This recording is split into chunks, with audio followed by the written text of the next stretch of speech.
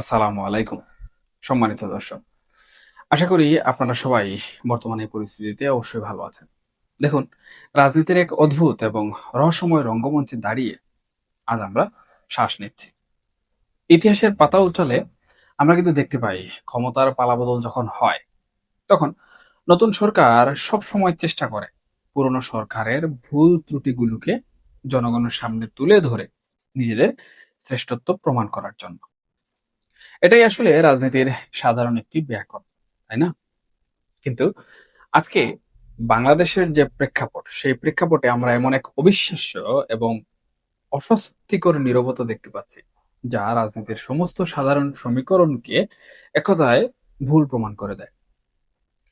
একটু গভীরভাবে চিন্তা করুন যে মানুষগুলোর হাতে দেশ পরিচালনার দায়িত্ব, তারা কেন এমন এক পূর্বসূরির সমস্ত দায়ভার হাসি মুখে নিজেদের কাঁধে সম্পূর্ণটা তুলে নিচ্ছেন, যাদের কোনো আইনি বা গণতান্ত্রিক বৈধতাই এক কথায় ছিল না। সুপ্রিয় দর্শক, আজকের আলোচনাটি কোনো সাধারণ রাজনৈতিক সমালোচনা নয়। আজ আমরা কথা বলবো আমাদের অস্তিত্ব নিয়ে, আমাদের ভবিষ্যৎ নিয়ে, এবং এর সাথে সব থেকে কষ্টের বিষয়টা হলো আমাদের আগামী প্রজন্মকে কিভাবে এক চরম অনিশ্চয়তা আর মৃত্যুর মুখে ঠেলে দেওয়া হয়েছে তা নিয়ে। ভাবতে অবাক লাগে যে দেশের টিকাদান কর্মসূচি একসময় পুরো বিশ্বে রোল মডেল হিসেবে প্রশংসিত হয়েছিল, সেই দেশে আজ হ্যামের মতো একটি প্রায় নির্মূল হয়ে যাওয়া রোগে শত শত নিষ্পাপ শিশু প্রাণ হারাচ্ছে। এই মৃত্যুগুলো কি শুধুই কোনো প্রাকৃতিক বিপর্যয়, নাকি এর পেছনে লুকিয়ে আছে এক চরম প্রশাসনিক অহংকার এবং খামখেয়ালিপনা? দেখুন সুপ্রিয় দর্শক, আপনারা নিশ্চয়ই ফারজানা ইসলামের কথা ইতিমধ্যেই বিভিন্নভাবে শুনেছেন।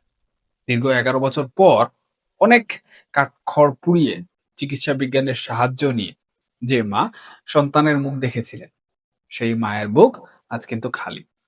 তার মতো শত শত মায়ের আর্তনাদে আজ দেশের আকাশ ভারী হয়ে আছে। কিন্তু অবাক করা বিষয় হলো, এই মৃত্যুগুলোর দায় কেউ নিচ্ছে না। বিশ্ব স্বাস্থ্য সংস্থার তথ্য মতে দেশের অর্ধেকেরও বেশি জেলায় হাম মহামারী আকার ধারণ করেছে। অথচ কেন এমনটা হলো, এটা নিয়ে সবাই নিশ্চুপ। কারণ সবকিছুতেই নিজেদের বিশেষজ্ঞ দাবি করা সেই অন্তর্বর্তীকালীন সরকার, ডক্টর মোহাম্মদ ইউনূসের প্রশাসন অত্যন্ত ঠান্ডা মাথায় দেশের শিশুদের জন্য টিকা কেনা বন্ধ করে দিয়েছিল। ভিটামিন এ ক্যাপসুল আর কৃমিনাশক ওষুধের মতো অত্যন্ত জরুরি এবং সাধারণ কর্মসূচিগুলিও তারা কিন্তু স্থগিত করেছিল। এর ফলাফল আসলে কি হলো? আমাদের শিশুদের রোগ প্রতিরোধ ক্ষমতা একেবারে তলানিতে গিয়ে ঠেকল। আর ঠিক সেই সুযোগেই হামের ভাইরাস কেড়ে নিল বা কেড়ে নিচ্ছে অসংখ্য প্রাণ। এটি কোনো দুর্ঘটনা নয় দর্শক, এটি একটি মানব সৃষ্ট সংকট। কিন্তু এই নির্মম হত্যাকাণ্ডের বিচার কি হচ্ছে? বর্তমান সরকার কি এর দায়ীদের কাঠগড়ায় দাঁড় করাচ্ছে? সোজা সাপটা আমার উত্তর হচ্ছে না, এবং একদমই না। বরঞ্চ আমরা কিন্তু দেখতে পাচ্ছি এক অদ্ভুত সুরক্ষা বলয়, ডক্টর ইউনূস এবং তার সরকারের স্বাস্থ্য উপদেষ্টাদের বিরুদ্ধে প্রতিদিন দেশের কোথাও না কোথাও সাধারণ মানুষ খুবই ফেটে পড়ছে। কিন্তু বর্তমান সরকার যেন চোখে ঠুলি পড়ে বসে আছে। আর এই নীরবতার কারণ খুঁজতে গেলে আমাদের একটু দৃষ্টি দিতে হবে দেশের সীমানা পেরিয়ে আন্তর্জাতিক কূটনীতির সেই অন্ধকার গলিগুলোতে, যেখানে দেশের সার্বভৌমত্বকে নিলামে তোলা হয়, অর্থাৎ নিলামে তোলা হয়।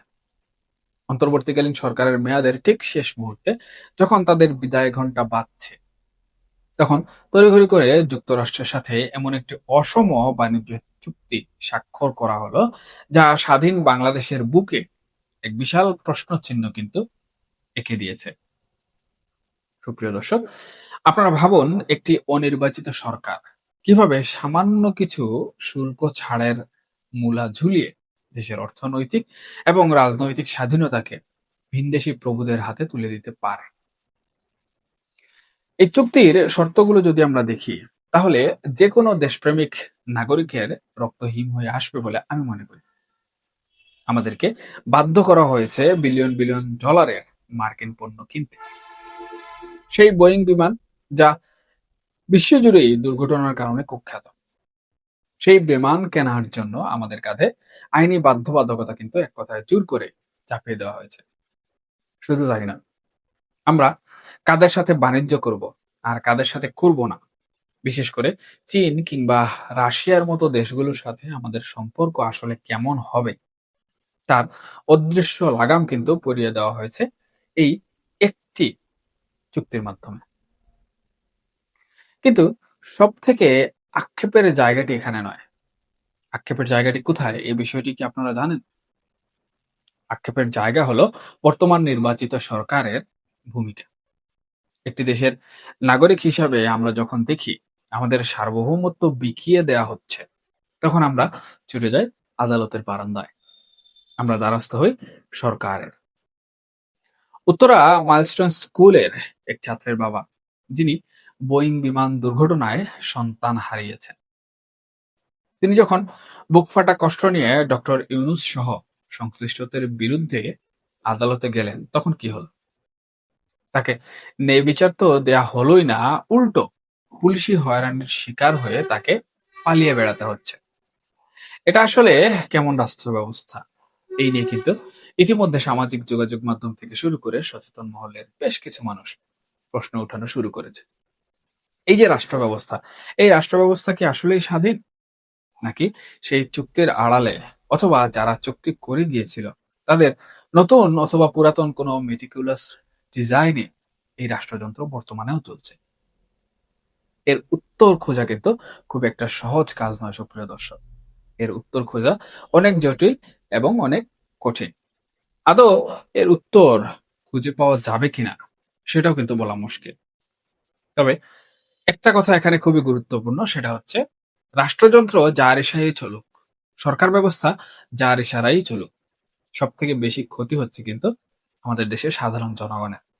আর সাধারণ জনগণ এমন এক শ্রেণী যারা আসলে তাদের যে সমস্যাগুলো রয়েছে সেই সমস্যাগুলোর সমাধান যতক্ষণ পর্যন্ত না পাচ্ছে, ততক্ষণ পর্যন্ত সরকার ব্যবস্থা, সেটা যে সরকারি হোক, যে দলের সরকারি হোক, তার উপর কিন্তু পূর্ণ আস্থা কখনোই ফিরিয়ে আনে না বা রাখতে পারে না। বিশেষ করে যদি সেই সরকার ব্যবস্থার অতীত ইতিহাস বা অতীত ইতিহাসের রেকর্ডগুলো যদি খুব একটা ভালো না হয়, তখন কিন্তু সাধারণ জনগণ এরকম হাজার হাজার প্রশ্ন প্রতিদিন উঠাতে শুরু করে।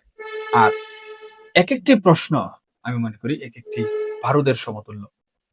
কারণ নতুন সরকারের উপর যখন প্রশ্ন ওঠা শুরু হয় এবং সেটার ওজন বারুদ পরিমাণ হয়, তখন সেই প্রশ্নগুলো কিন্তু তিলে তিলে সরকারকে এমনভাবে ক্ষতবিক্ষত করে যে একটা সময় এসে সরকারের মলমপট্টি করার মতো শরীরে কোনো জায়গা আর অবশিষ্ট থাকে না, অথবা একটা সূচ ফুটিয়ে এই ক্ষতস্থানগুলো সারানোর জন্য কোনো প্রকার জায়গা অবশিষ্ট থাকে না। অর্থাৎ শেষ পরিণতি বা পরিসমাপ্তি যেটাকে বলা হয়। সুপ্রিয় দর্শক, দুর্নীতি আর অনিয়মের কথা যদি বলি, তবে জুলাই জাদুঘর থেকে শুরু করে সৌর বিদ্যুৎ কেন্দ্র, এমনকি রাজুকের প্লট বরাদ্দ, সবখানেই যেন হরিলুট চলছে। দরপত্র ছাড়া কাজ দেওয়া, রাতের আধারে নিজেদের লোক নিয়োগ করা, আর বাজারের চেয়েও কয়েক গুণ বেশি দাম দেখিয়ে রাষ্ট্রের কোটি কোটি টাকা আত্মসাৎ করার অসংখ্য প্রমাণ কিন্তু আজ মানুষের হাতে হাতে ঘুরছে। দুর্নীতি দমন কমিশন থেকে শুরু করে গণমাধ্যমের পাতায় পাতায় এসব অপকর্মের ফিরিস্তি প্রতিদিনই কিন্তু ছাপা হচ্ছে।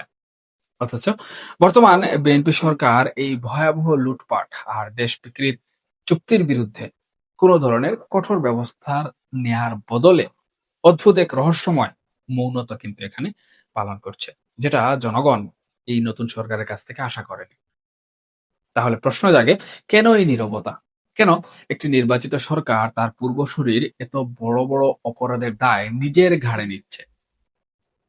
দর্শক, রাজনৈতিক পর্যবেক্ষক বা বিশ্লেষক হিসেবে যখন এই জায়গাটিতে আমি চোখ রাখি, তখন আমার মনে হয় এখানে কাজ করছে এক গভীর আন্তর্জাতিক ভূ রাজনৈতিক সমীকরণ এবং ক্ষমতা হারানোর অজানা এক আতঙ্ক।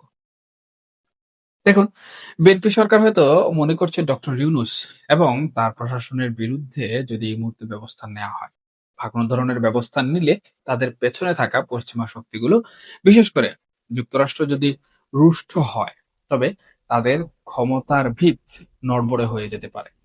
সেই লন্ডনের বৈঠকের পর থেকে যে অলিখিত সমঝোতার গল্প রাজনীতির আকাশে বাতাসে ঘুরে বেড়াচ্ছে, বর্তমান সরকার যেন সেই বৃত্ত থেকে এখন পর্যন্ত কোনোভাবেই বের হতেই পারছে না। দেখুন, তারা হয়তো ভাবছে এই সাময়িক নীরবতা তাদের জন্য একটি কূটনৈতিক চাল হিসাবে কাজ করবে। কিন্তু সুপ্রিয় দর্শক, তারা যে বিষয়টি ভুলে যাচ্ছে তা হলো জনগণের ক্ষোভ কোনো কূটনৈতিক সমীকরণ দিয়ে আসলে মাপা যায় না।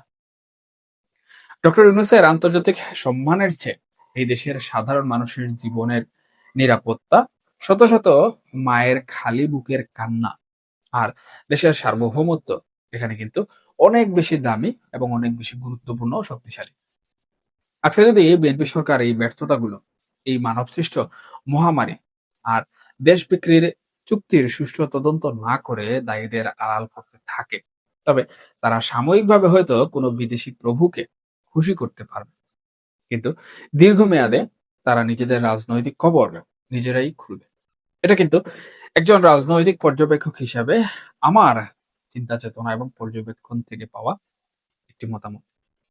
রাজনীতিতে সাময়িক মুনাফার জন্য প্রশাসনিক জবাবদিহিতাকে বিসর্জন দেওয়াটা কখনোই কিন্তু ভালো ফল বয়ে আনে না। ইতিহাস কাউকে ক্ষমা করে না।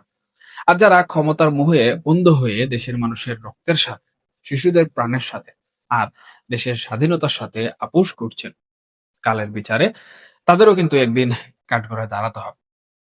এদেশের মানুষ হয়তো অনেক কিছু সহ্য করে, কিন্তু যখন পিঠ দেয়ালে গিয়ে ঠেকে যায়, তখন তারা ঠিকই জবাব দিতে জানে। আসুন, আমরা শুধু দর্শক হয়ে না থেকে একজন সচেতন নাগরিক হিসাবে এই প্রশ্নগুলো করতে শিখি। কারণ প্রশ্ন না করলে এই অন্ধকারের রাত কখনোই কিন্তু শেষ হবে না। এই আলোচনা এখানে শেষ করছি। এই আলোচনা প্রসঙ্গে আপনাদের যত মন্তব্য রয়েছে, সেটা পক্ষে হোক বিপক্ষে হোক, ভালো হোক খারাপ হোক, এমনকি আমার যদি কোনো ভুল ত্রুটি থেকে থাকে, সেটাও আপনারা কমেন্ট বক্সে জানাতে পারেন। কারণ আপনাদের মতামত আমার জন্য অত্যন্ত গুরুত্বপূর্ণ। আমি সেখান থেকে শিক্ষা অর্জন করি। সবাই ভালো থাকবেন, সুস্থ থাকবেন। আর হ্যাঁ, অবশ্যই, অবশ্যই নিরাপদে থাকবেন। আর আপনার এলাকা এবং আপনার উপজেলা স্বাস্থ্য কমপ্লেক্সে খোঁজ নিন। যদি দেখেন যে হামের টিকা এসেছে বা ক্যাম্পেইন চলছে, তাহলে আপনার অথবা আপনার প্রতিবেশীর যদি কোনো বাচ্চা থেকে থাকে উপযুক্ত, তাহলে তাদেরকে হামের টিকা দিয়ে আসুন। ধন্যবাদ সবাইকে। আল্লাহ হাফেজ।